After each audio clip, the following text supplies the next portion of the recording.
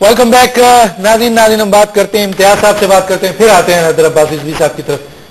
वो तो कहते हैं वजीर आजम को भी पता था, सदर को भी पता था, आर्मी चीफ को भी पता था, और कहते हैं कि जी उन्हें ये सारी चीजें उनको ब्रीफ की गई। क्या कहेंगे आप? पहली बात तो ये है कि मैं MKO को मुबारकबाद देता हूँ कि आज जनरल नसीर अख्तर ने उनको अपना भाई तस्लीम कर लिया है। भारत जहां तक उनका ये बहुत बड़ी बात है, बहुत बड़ी बात है कि जनरल नसीर अख्तर ने उनको भाई किया और ये कहा कि मुझे जिनापुर के नक्शे का कोई इल्म नहीं है। इसका मतलब है कि वो जिनापुर के नक्शे का जो बात की गई थी, इस पे मैं आपसे सवाल तो करूंगा, लेकिन ये भाई कहना नसीर अख्तर का, इसका मतलब है कि जो बहुत सारे लोग इस सिलसिले में मारे गए वो बेचारों पूरे का पूरा ऑपरेशन जो इन्होंने कंट्रोल किया और एग्जीक्यूट तो किया, अब तो ये सारी जिम्मेदारी तो इन पे आ गई है। तो भाई ने तो ये जिम्मेदारी जो है दो भाइयों के दरमियान है।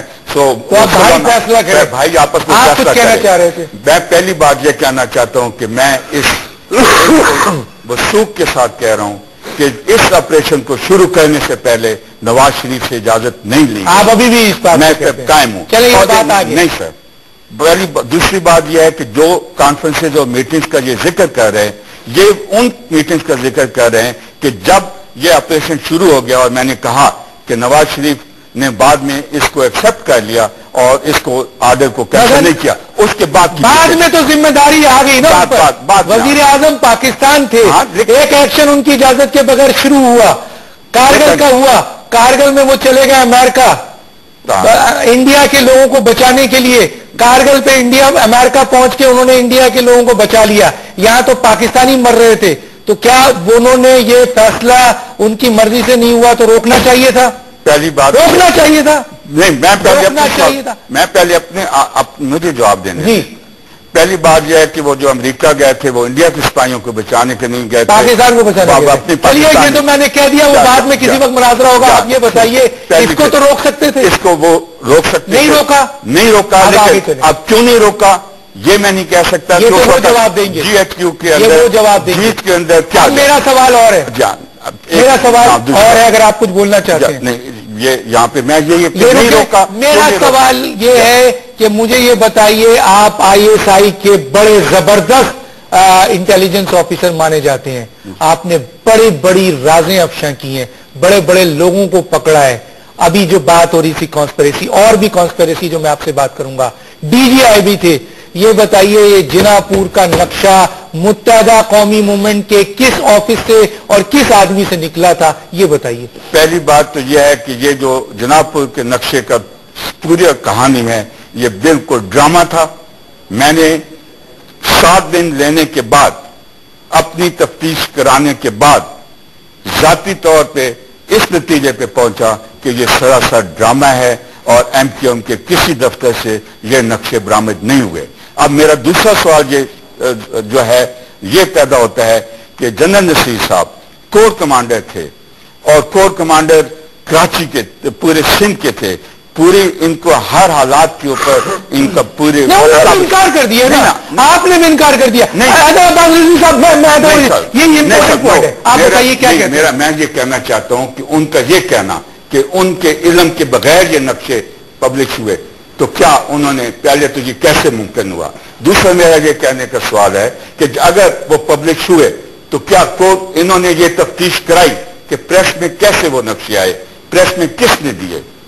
और इस किस्म की जो साजिश है जो कौम के अंदर एक बहुत बड़ा नफाक और फसाद पैदा कर सकता है, उस साजिश के पीछे किसका हाथ था?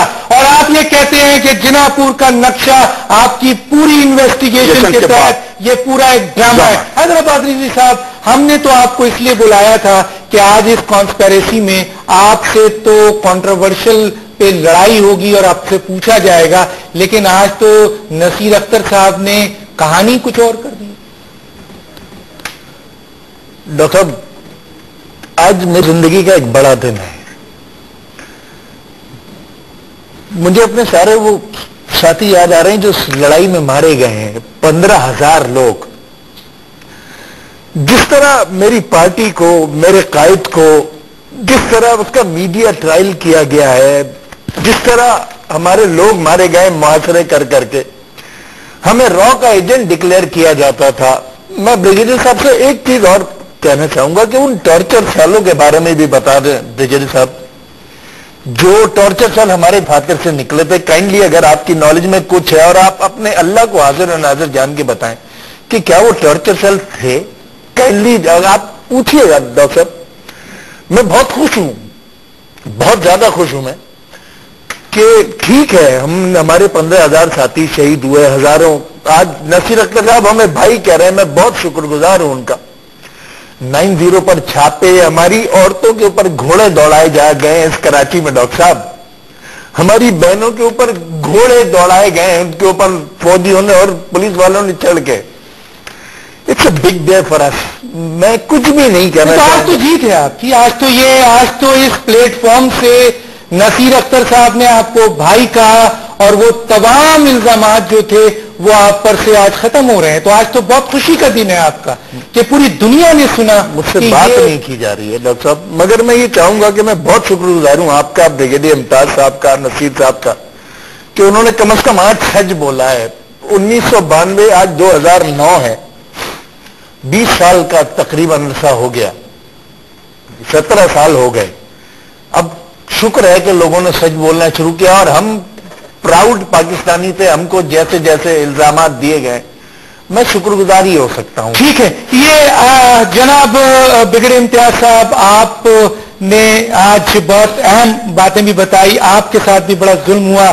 4 سال آپ کو اور پھر 7 سال آپ کو جیل میں ڈالا گیا, آپ کو اکیلے آئسولیشن میں رکھا گیا, بڑا ظلم آپ کے ساتھ کیا گیا. ایک سوال اور جو کانسپیریسی بہت امپورٹنٹ ہے اس چیز میں, پاکستان کی, جس میں پاکستان کے لوگوں کے دل دھڑکتے ہیں, نیوکلیئر جو کانسپیریسی تھی, مختصر بتائیے کہ یہ نیوکلیئر کانسپیریسی. ٹارچر سیل کو اور کلیئر کر دیں. میں چاہتا ہوں کہ آج ریکارڈ اسٹریٹ ہو رہے ہیں. تو وہ انہوں نے بتا تو دیا ہے. انہوں نے تو جب یہ کہہ دیا کہ جنا پور کے نقشے کی پوری انکوائری کی, کہیں نہیں ملا. میں اس ایشو پہ کیا بات کروں, پھر کسی وقت پہ بات کروں گا. میں تو اس وقت اس کانسپیریسی کو بھی دے دوں. کیا کہیں گے نیوکلیئر کانسپیریسی پہ؟ ڈاکٹر صاحب یہ یوں تھا کہ ایک رفیق منشی نامی ایک کراچی یونیورسٹی کے اسٹوڈنٹ تھے جو کہ کنوپ میں انجینئرز تھے. سی آئی اے والوں نے ان کو اپنا ایجنٹ بنایا اور ایجنٹ بنا کے واپس لانچ کیا اور ان کو یہ ٹاسک دیا کہ پاکستان کی جتنی نیوکلیئر انسٹالیشنز ہیں ان کے اندر یہ اپنے ایجنٹ پیدا کریں اور پاکستان کے نیوکلیئر پروگرام کے متعلق جتنی بھی معلومات ہیں, جتنا بھی اس کا اکوپمنٹ وغیرہ ہے, اس کی پروٹیکشن ارینجمنٹس ہیں, اس کی معلومات فراہم کریں. اور جب ان کو وہ وقت بتائیں گے اس وقت وہ جو ایجنٹ ان انسٹالیشنز کے اندر ہوں گے اس کے ذریعے ٹیکنیکل سیبوٹاج کرایا جائے گا. بہرحال اس کے اللہ تعالیٰ کی مدد سے مجھے بوقت انیشل لیڈ ملی.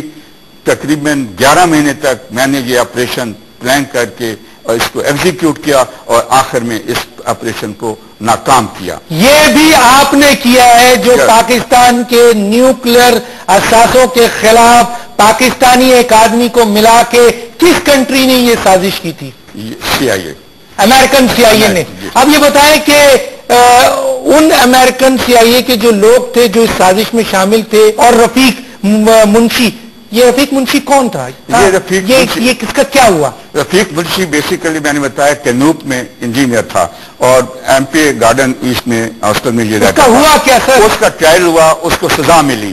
سزا کے بعد جب بے نظیر کی حکومت پہلی دفعہ بس اقتدار آئی تو انہوں نے اس کی سزا کو معاف کر کے اس کو اپنا پولیٹیکل ایڈوائزر لگا کے بلاول ہاؤس میں اس کو آفس. مثلا وہ شخص جو نیوکلیئر اثاثے پاکستان کے لیے سی آئی اے کے ساتھ مل کر یہ سارے ثبوت کے ساتھ سچ بتا رہے ہیں سر. میں جھوٹ بولنے کے لیے یہاں نہیں آیا ڈاکٹر صاحب, ٹھیک ہے, اور جو کچھ میں نے کہا ہے یہ ثبوت کیا, جب اس بندے کو سزا ہوتی ہے وہ قید میں ہوتا ہے, قید سے رہا ہوتا ہے, اس کے بعد حکومت کو اپنا ایڈوائزر بناتی ہے. اس کو حکومت, ایک سیاسی حکومت اس کی سزا کو معاف کر کے اس کو اپنا پولیٹیکل ایڈوائزر لگاتی ہے. یہ بہت سارے ایشوز, بہت ساری کنسپیریسی ہے. ٹائم بالکل ختم ہو گیا ہے, ورنہ میں نے آپ سے 2-3 بہت امپورٹنٹ ایشوز پہ بات کرنی تھی کسی اور اسٹیج پہ. کیونکہ آپ خر صاحب نے آپ کے ساتھ بیٹھنا ہے تو اس وقت میں اس ایشو پہ بات کر لوں گا. آپ کا بہت شکریہ کہ آپ اسلام آباد سے تشریف لائے اس پروگرام کے لیے. اور حیدر عباس رضوی صاحب، آج تو آپ کی خوشی کا دن ہونا چاہیے.